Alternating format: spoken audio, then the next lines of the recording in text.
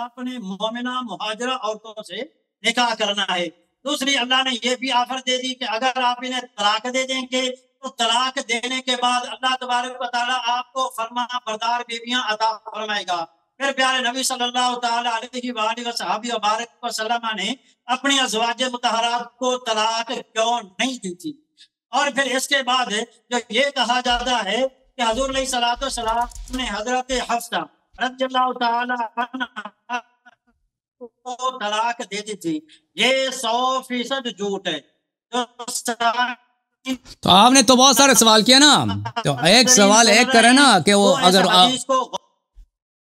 اس طرح تو نہیں، سوال تو آپ تو تقریر کر رہے ہیں کہ آپ دیکھیں میں سوال کی تمہید بات رہا ہوں۔ اگر آپ ایک موضوع چن لینا کہ حفصہ کو کیا طلاق ہوئی ہے یا نہیں ہوئی ہے، ہاں جی، اگر آپ حفصہ کی طلاق کے متعلق بات کر رہے ہیں تو حفصہ کی طلاق کے متعلق بات کر رہے ہیں نا۔ طلاق نہیں ہوئی، یہ 100% جھوٹ ہے۔ یہ بخاری شریف میں لکھا ہوا ہے کہ طلاق حضور علیہ السلام نے کسی کو بھی نہیں دی تھی۔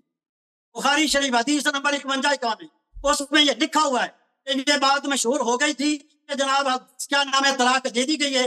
پھر حضرت سیدنا عمر فاروق رضی اللہ تعالیٰ عنہ پوچھنے کے لیے گئے تھے حضور علیہ السلام سے، اور جا کر یہ عرض کیا کہ یا رسول اللہ صلی اللہ علیہ وسلم مجھے یہ اطلاع ملی ہے کہ آپ نے طلاق دے دی ہے۔ اس بار حضور علیہ السلام نے فرمایا میں نے کسی کو طلاق نہیں دی، صرف 1 مہینے کے لیے بائیکاٹ کیا، طلاق کسی کو بھی نہیں تھی۔ حدیث نمبر بخاری شریف حدیث نمبر 51-91۔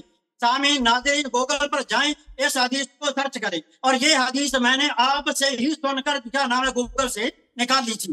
اس پر اس میں یہ لکھا ہوا ہے کہ طلاق حضور علیہ السلام نے کسی کو بھی نہیں دی تھی۔ جب حضور علیہ اللہ نے فرمایا کہ طلاق نہیں دی، ادھر یہ حکم ہے کہ آپ نے مومنہ مہاجرہ عورتوں سے نکاح کرنا ہے۔ پھر یہ بھی فتویٰ ہے کہ جناب کسی مومنہ مشرکہ سے کافر کیا نام ہے نکاح کرنے کی اجازت کسی عام مسلمان کو بھی نہیں ہے۔ پھر یہ بھی ہے کہ اگر 2 مسلمان اور مرد میاں بیوی میں سے ایک مرتد ہو جائے نکاح ختم ہو گیا۔ لہٰذا اگر حضرت عائشہ صدیقہ رضی اللہ تعالیٰ عنہ مسلمان کیا نام ہے مشرکہ تھی، منافقہ تھی، نکاح حرام، نبی کے کھاتے میں زنا۔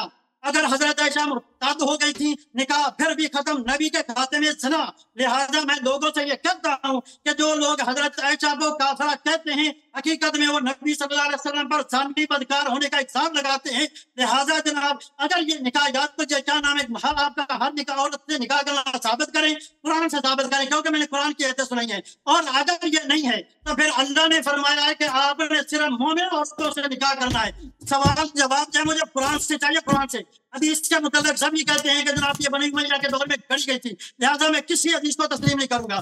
لہٰذا اس کا سوال جواب جو ہے مجھے قرآن سے چاہیے، ورنہ یہ پکی بات ہے کہ نبی ثانوی بدکار تھے۔ اگر عائشہ کافرہ تھی، منافقہ تھی، مرتد تھی تو پھر آخری وقت تک نبی کے نے اپنے ساتھ کیوں رکھا؟ میں اس سوال کا جواب بس دے دیں، اس کے بعد جناب میری چھٹی ہے، اب آگے آپ بات کریں گے۔ اچھی بات ہے میرے عزیز، میرے بھائی، بسم اللہ الرحمن الرحیم۔ پہلی بات یہ ہے سورہ تحریم کا تعلق ہے، سورہ تحریم کی طرف آ جاتے ہیں۔ اب آتے ہیں اس کی طرف کہ کیا آئے جناب حفصہ کو طلاق ہوئی ہے یا نہیں ہوئی ہے۔ میرے بھائی ملاحظہ کریں، یہ کتاب ہے سنن ابی داؤد، صحیح سند کے ساتھ ابو داؤد اپنے سنت میں روایت کرتا ہے۔ سنن ابی داؤد چاپ دار الفکر صدقی جمیل العطار کی روایت ہے، سنہ یہ 2005 میں چھپی ہے، صدقی جمیل العطار کی تحقیق ہے، چاپ بیروت لبنان ہے، یہ صفحہ نمبر 426 ہے۔ یہ دیکھو، آپ نے ایک حدیث میری زبان سے سنی، بقیہ حدیث نہیں سنی۔ ان ابن عباس عن عمر، ابن عباس خود عمر بن الخطاب سے روایت کرتے ہیں، ان رسول اللہ صلی اللہ علیہ وسلم طلق حفصہ، رسول اللہ صلی اللہ علیہ وسلم نے حفصہ کو طلاق دیا، ثم راجعها، پھر اس سے انہوں نے مراجعت کیا، طلاق دیا، اور یہ حدیث صحیح ہے، ملاحظہ کریں، میں آپ کو دکھا دیتا ہوں۔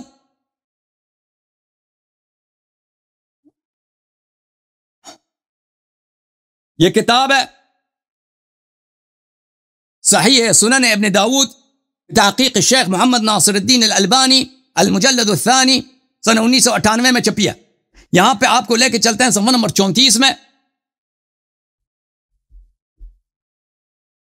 یہ صفحہ نمبر 34 ہے۔ یہ حدیث نمبر ہے 2283 عن عمر ان رسول اللہ صلی اللہ علیہ وآلہ وسلم طلق حفصہ ثم راجعها، رسول اللہ صلی اللہ علیہ وسلم نے حفصہ کو طلاق دیا. صحیح، خود عمر کا اعتراف ہے، خود عمر کا اعتراف ہے، ٹھیک ہے نا. پھر آپ کہتے ہیں رسول اللہ صلی اللہ علیہ وسلم نے کسی کو طلاق نہیں دیا. یہ بخاری کی روایت میں آپ کو دکھا دیتا ہوں، یہ بخاری کی حدیث ہے.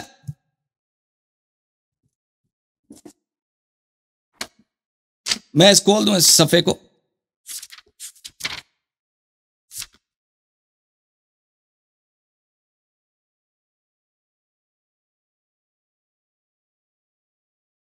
یہ بخاری ہے، صحیح البخاری،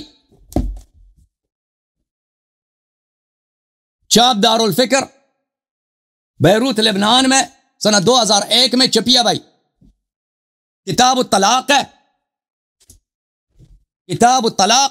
آپ کہتے ہیں کسی کو طلاق نہیں دیا، حفصہ کتاب نے ثابت کر دی کہ طلاق دیا. باب من طلق وهل يجاوه الرجل امرأته بالطلاق، طلاق کے باب میں کہ کسی عورت کو اپنے بیوی کو طلاق دے دے. یہ حدیث نمبر 5254 ہے.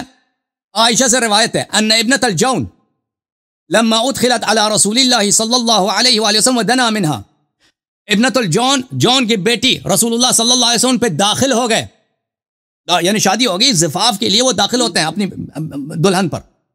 تو ایک کسی شخص نے ان کو سکھایا تھا کہ یہ الفاظ تم بولو غلط ہو، کیونکہ وہ ایک عورت تھی اور وہ حسادت کر رہی تھی، اس کو الفاظ غلط سکھائے تھے اس بیچاری عورت کو. تو اس نے کہا لقد اعوذ اعوذ باللہ منک، اس عورت نے ابنۃ الجون نے رسول صلی اللہ علیہ وسلم سے کہا کہ میں اللہ کے آپ سے اللہ کی پناہ مانگتی ہوں. تو فقال لا لقد عذت بعظیم الحقی باہلک، کہ رسول اللہ صلی اللہ علیہ وسلم نے اس کو طلاق دے دی اور کہہ دیا کہ تم نے اللہ سے تم نے پناہ مانگا ہے مجھ سے، تو جاؤ اپنے گھر والوں کے پاس چلے جاؤ. تو یہ بھی ثابت ہے آپ کی کتابوں میں. اور پھر سبل الہدی والرشاد میں صالحی شامی روایت کرتے ہیں وہاں پہ کہ 2 عورتوں کو رسول پاک صلی اللہ علیہ وسلم نے طلاق دیا اور ان کے ساتھ دخول نہیں فرمایا. یہ سبل الہدی والرشاد فی سیرت خیر العباد صلی اللہ علیہ وآلہ وسلم للامام محمد بن یوسف الصالحی الشامی، جزء ثانی عشر. یہاں پہ آپ کو لے کے چلتے ہیں صفحہ نمبر 140 میں.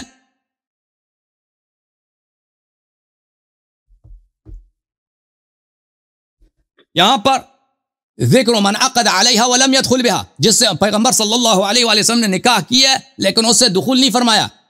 وہاں پہ لکھا ہے کہ 2 عورتوں کو انہوں نے اس طرح یہی ان کا یہی ہے. اچھا، اور بہت سارے عورتوں کا وہاں پہ ذکر ہے کہ کن کن سے ان کی نکاح ہوئی ہے. اچھا، تو یہ ہے پہلی آیت کا آپ نے غلط ترجمہ کیا ہے، دوسری آیت کا آپ نے، اور جہاں تک حفصہ کا تعلق ہے اس کا طلاق ثابت ہے، ٹھیک ہے نا. اب اگر دوسرے واقعے میں آپ وہاں پہ جو انہوں نے رسول پاک صلی اللہ علیہ وسلم سے دشمنی کیا تھا، اس واقعے میں رسول پاک صلی اللہ علیہ وسلم کے واقعے میں کہ پیغمبر صلی اللہ علیہ وسلم نے ان سے حجران انتخاب اختیار کیا تھا، تو آپ اس کو وحدت واقعہ قرار نہیں دے سکتے کہ بس یہ ایک ہی واقعہ ہے، 2 متعدد واقعات ہو سکتے ہیں. اب یہاں تک یہ اس بات کا تعلق. اب آتے ہیں اس بات کی طرف کہ کیا مشرک سے نکاح جائز ہے؟ مشرک سے نکاح جائز نہیں ہے، لیکن ایک عورت جو اسلام کا اظہار کرتی ہے، کہتے ہیں میں مسلمان ہوں اور دل میں مشرک ہے، اس سے نکاح جائز ہے شریعت میں، ٹھیک ہے نا. اور یہ سب مسلمانوں کا اس مسئلے پر اجماع ہے. دیکھیں کہ منافق جو خالص منافق ہوتا ہے اس کا رسول پاک صلی اللہ علیہ وسلم نے نماز پڑھایا. رسول اللہ صلی اللہ علیہ وسلم جیسے عبداللہ ابن ابی ابن سلول ہے، مسلمانوں جیسا رویہ کبھی رسول اللہ صلی اللہ علیہ وسلم پہ اس پر کفار کے احکام جاری نہیں کیے. میں آپ کی خدمت میں عرض کروں، یہ شرح العقائد الطحاویہ ہے، المکتب الاسلامی میں چھپی ہے. یہاں پر لیکن المنافقین ابن عربی وامثال منافقون زنادقہ اتحادیہ فی الدرک الاسفل من النار والمنافقون يعاملون معاملة المسلمین لاظہارهم الاسلام. منافق جو ہیں ان کے ساتھ مسلمانوں جیسا رویہ کیا جاتا ہے کیونکہ وہ اسلام کا اظہار کرتے ہیں. تو منافق کے ساتھ نکاح بھی ہوتا ہے، منافق کو عرس بھی ملتا ہے. منافق بالکل مر جائے تو اس کا جنازہ پڑھایا جاتا ہے، اس کو دفن کیا جاتا ہے. بالکل سب یہ ثابت ہے شریعت میں اور اس میں کسی قسم کا اختلاف نہیں ہے.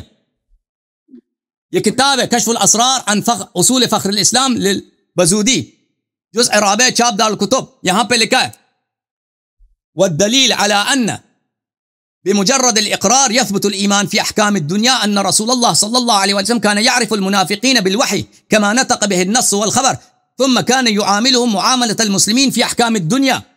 رسول اللہ صلی اللہ علیہ وآلہ وسلم منافقین کو جانتے تھے اور ان کے ساتھ مسلمانوں جیسا معاملہ کرتے تھے احکام دنیا میں، حالانکہ وہ جانتے تھے کہ منافق ہیں، یہ کافر ہیں.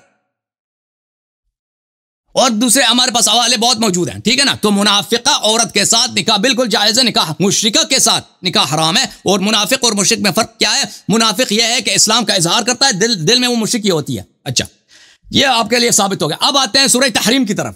ابھی سورہ تحریم میں جانے سے پہلے میرے باتوں پر اگر آپ کو اعتراض ہے میں جواب دے دوں، الا میں جاتا ہوں سورہ تحریم کی طرف تاکہ وہاں پہ آپ کے اشکالات کا جواب دے دوں.